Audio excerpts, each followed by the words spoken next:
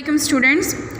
हमने last class में lesson number 2 world climate को स्टार्ट किया था, जिसमें हमने ये रीड किया था कि आबो हवा किस तरह से इंसान के खाने पीने, रहने सहने, पहनने ओढ़ने या फिर मुख्तलिफ़ सरगर्मियों पर किस तरह से असरअंदाज होती है। स्टूडेंट्स, इसी चीज़ को कंटिन्यू करते हुए हम आज के अपने लेक्चर का आगाज़ करते हैं। आप लोग मेरे साथ साथ रीड कीजिएगा, ठीक है। In some parts of the world where there is a lot of rainfall and many trees. Students, दुनिया की ऐसी जगहें, ऐसे हिस्से जहाँ पर बहुत ज़्यादा बारिश होती है या फिर वहाँ पे क्या होता है, बहुत ज़्यादा ट्रीज़ यानी कि बहुत ज़्यादा दरख्त होते हैं।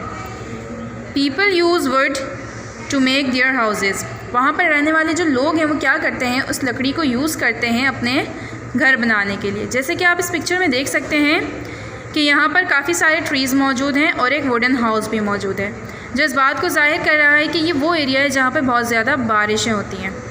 अब हम आगे रीड करते हैं। If we live in a dry area, अगर हम खुश्क एरिया में रहते हैं, खुश्क इलाके में रहते हैं, यानी जहाँ पर ज़्यादा बारिशें नहीं होती, बहुत कम बारिशें होती हैं, उस एरिया की बात की जा रही है यहाँ पे। We build houses with flat roofs, वहाँ पे क्या करते हैं लोग, अपने घर बनाते हैं फ्लैट छतों के साथ, ठीक है। जैसे कि आप इस पिक्चर में देख सकते हैं कि ये एक हाउस है और इसकी छत एकदम फ्लैट है, और यहाँ सन का होना इस बात को ज़ाहिर कर रहा है कि ये ड्राई एरिया है। In places that receive a lot of snow और रेन, स्टूडेंट्स, ऐसी जगहें जहाँ पर बहुत ज़्यादा बारिश या फिर स्नोफॉल होता है यानी बर्फ़बारी होती है। The houses are built with sloping roofs so that rain and snow can run straight off, ठीक है। स्टूडेंट्स, ऐसे इलाके, ऐसी जगहें जहाँ पे बहुत ज़्यादा बारिशें या फिर बर्फ़बारी होती है, वहाँ के रहने वाले लोग क्या करते हैं, अपने घरों की जो छतें हैं वो ढलवान बनाते हैं, यानी स्लोपिंग रूफ्स यानी ढलवान छतें बनाते हैं, ठीक है।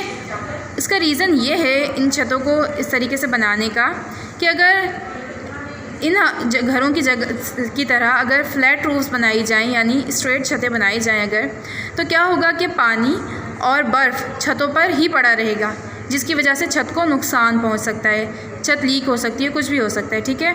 लेकिन ये जो छतें हैं, ये वाली यानी स्लोपिंग रूफ्स, इन पर क्या होता है, जब बारिश या स्नो पड़ती है तो वो इनके ढलवान होने की वजह से नीचे गिर जाती है, जिसकी वजह से छतों को नुकसान नहीं पहुंचता, छतें एकदम सेफ़ रहती हैं। अब हम आगे रीड करते हैं students. Near the North Pole there are no trees. Students, मैंने आप लोगों को नॉर्थ पोल के बारे में भी पढ़ाया था कि क्या होता है ये नॉर्थ पोल, ठीक है। इस नॉर्थ पोल में क्या होता है स्टूडेंट्स की बहुत ज़्यादा बर्फ़बारी होती है, बहुत ठंडा इलाका होता है, ये टेम्परेचर बिल्कुल -40 डिग्री -50 डिग्री तक पहुंच जाता है, यानी बहुत ज़्यादा बेइंतहा ठंड होती है यहाँ पर।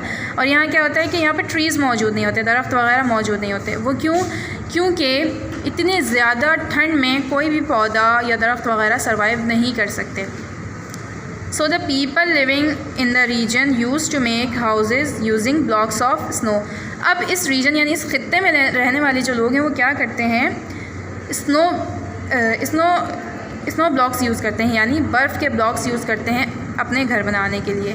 और इनको क्या कहा जाता है, इग्लू। इन घरों को क्या कहा जाता है, इग्लू कहा जाता है, जो आप इस पिक्चर में भी देख सकते हैं। अब आप ये सोच रहे होंगे स्टूडेंट्स के इग्लू में हम ख़ुद को गर्म किस तरीके से रख सकते हैं, क्योंकि इतनी ठंड है और फिर हमने अपना घर भी जो है वो स्नो के ब्लॉक्स से बना लिया है। तो स्टूडेंट्स का जवाब ये है कि हमें ठंड क्यों लगती है, कब लगती है। हमें ठंड उस वक्त लगती है जब हमारे बॉडी से हीट बाहर निकलने लगती है, तो हमें हमारे जिस्म का दर्जा हरारत कम होने लगता है और हमें ठंड लगने लग जाती है। लेकिन अगर हम इग्लू बना के उसके अंदर जाते हैं, रिहाइश करते हैं, तो जब हमारे जिस्म से हीट बाहर निकलती है तो वो जाके स्नो की जो दीवारें बनी हुई है इनसे टकराती है, ठीक है। और ये इग्लू जो है चारों तरफ से पैक होता है। अब होना तो ये चाहिए कि ये हीट जो है वो इग्लू की दीवारों से बाहर निकल जाए, लेकिन ऐसा होता नहीं है, क्योंकि ये जो इग्लू है इनकी दीवारों में बबल्स होते हैं हवाओं के जमे हुए, ठीक है।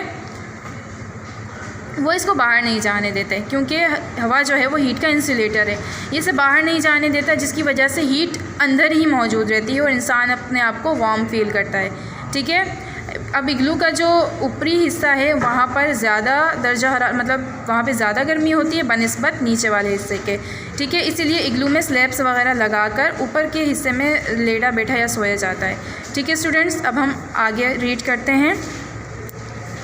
सम crops grow well in a cold climate. कुछ फसलें ऐसी होती हैं स्टूडेंट्स जो कि मतलब ठंडे दर्जा हरारत में या ठंडी आबो हवा में ज़्यादा अच्छी तरीके से ग्रो करती हैं। While others grow well in a warm climate. जबकि कुछ ऐसी होती हैं जो कि गर्म आबो हवा में ज़्यादा अच्छी तरीके से नशोनुमा पाती हैं। फॉर एग्ज़ाम्पल, मिसाल के तौर पे wheat grows well in milder climate. Wheat यानी गंदम जो है वो मिल्डर क्लाइमेट यानी मोतदल आबो हवा में ज़्यादा अच्छी तरीके से ग्रो करती है। यानी इसको ग्रो करने के लिए बारिशों का होना तो ज़रूरी है, लेकिन इतनी ज़्यादा बारिशें नहीं, मतलब नॉर्मल बारिशें हों चलेंगी इसके लिए। और दर्जा हरारत कम से कम 10 से लेकर 20 डिग्री सेंटीग्रेड तक होना चाहिए। यानी ये मोतदल आबो हवा है, ना ज़्यादा गर्म है ना ही ज़्यादा सर्द है। And rice grows well in warm wet tropical climates. जबकि हमारे ये जो चावल होते हैं ये क्या होते हैं, ये गर्म और गीले यानी मरतूब आबो हवा में ज़्यादा अच्छी तरीके से नशोनुमा पाते हैं। ठीक है, अब आपने देखा होगा चावल की फसल एक ऐसी फसल है स्टूडेंट्स जो कि पानी में ही उगती है, पानी से ही धुलती है और पानी में ही पकती है। ठीक है, तो इसकी नशोनुमा के लिए भी क्या ज़रूरी है कि हवा में नमी मौजूद हो, यानी बारिशें ज़्यादा हों। ठीक है, ट्रॉपिकल क्लाइमेट इसके लिए ज़रूरी है, यानी कि 21 से लेकर 37 डिग्री सेंटीग्रेड तक दर्जा हरारत होना ज़रूरी है। किसके लिए? चावल की फसल के लिए, इसको पकाने के लिए, इसको अच्छी तरीके से ग्रो होने के लिए। These two grains are the most important food of people। ये दो जो ग्रेन्स हैं स्टूडेंट्स, यानी हमारा वीट और राइस, ये क्या है? ये मोस्ट इम्पॉर्टेंट फूड्स हैं, यानी बहुत अहम ग़िज़ाई फसलें हैं। ठीक है, या ग़िज़ाएँ हैं जिन्हें तकरीबन सारी दुनिया के ही लोग खाते हैं। ठीक है, चाहे पाकिस्तान हो, इंडिया हो, बांग्लादेश हो या दुनिया के दीगर ममालिक हों, वहाँ पर ये दो फूड्स जो हैं वो बहुत ज़्यादा यूज़ किए जाते हैं, एक वीट और एक rice. Of people in different parts of the world, यानी अब देखिए वही बात आ गई ना कि इन दो ग्रेन्स को दुनिया के हर हिस्से के लोग जो है वो बहुत ज़्यादा यूज़ करते हैं और ये बहुत ज़्यादा इम्पॉर्टेंट फूड्स हैं। इनमें ग़िज़ाइयत भी बहुत ज़्यादा होती है और गंदम में तो बेइंतहा ग़िज़ाइयत होती है, बहुत ताकतवर होती है गंदम। The food habits of people depend on the crops that are grown locally. Students, लोगों की जो फूड हैबिट्स होती हैं यानी खाने की आदतें जो होती हैं वो किस चीज़ पर डिपेंड करती हैं? उन क्रॉप्स पर डिपेंड करती हैं कि वहाँ पर लोकली यानी उनके अपने एरिया में, अपने मुल्क में किस तरीके की क्रॉप्स उगती हैं। अब अगर किसी मुल्क में गंदम ज़्यादा उगती है तो वहाँ के लोग गंदम से बनी हुई चीज़ें ज़्यादा यूज़ करते हैं। अगर किसी मुल्क में चावल ज़्यादा उगते हैं तो वहाँ के लोग चावल से बनी हुई चीज़ें ज़्यादा यूज़ करते हैं। अब जैसे देखें अमेरिका है, अमेरिका दुनिया में सबसे ज़्यादा गंदम पैदा करता है। ठीक है ना, यानी कि दुनिया की 40% गंदम जो है वो अकेला अमेरिका पैदा करता है, बाकी 60% पूरी दुनिया मिलकर पैदा करती है। अब अमेरिका में क्या होता है कि जितनी भी चीज़ें वो लोग खाते पीते हैं वो तकरीबन गंदम से बनी हुई होती हैं। इसी तरीके से चाइना है, वहाँ पे चावल बहुत ज़्यादा पैदा होते हैं। ठीक है, अब वहाँ के जो लोग हैं वो जितनी भी अपनी ग़िज़ाई चीज़ें हैं उनकी वो चावल से बनी हुई यूज़ करते हैं। ठीक है स्टूडेंट्स, सो आई होप कि आप लोगों ने अच्छी तरह से रीड किया होगा और आप आज का लेक्चर आपको अच्छी तरह से समझ आ गया होगा। इंशाल्लाह नेक्स्ट लेक्चर में हम आगे से स्टार्ट करेंगे। तब तक के लिए अल्लाह हाफ़िज़।